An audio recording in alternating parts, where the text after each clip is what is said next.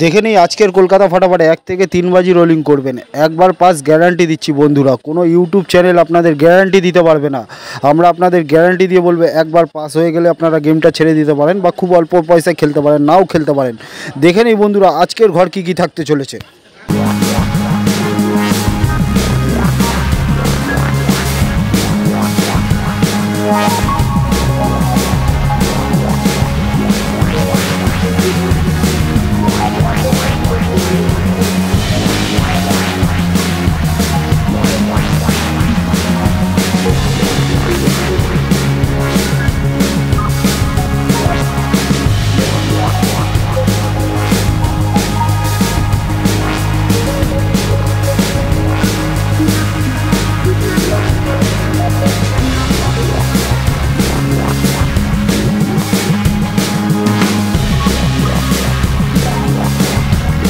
এরকম ভিডিও রোজ পাওয়ার জন্য দাসবাবু চ্যানেলটিকে অবশ্যই সাবস্ক্রাইব করে রাখুন।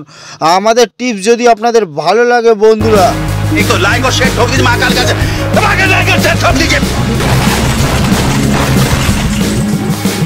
ধন্যবাদ বন্ধুরা, আপনাদের দিন শুভ হোক।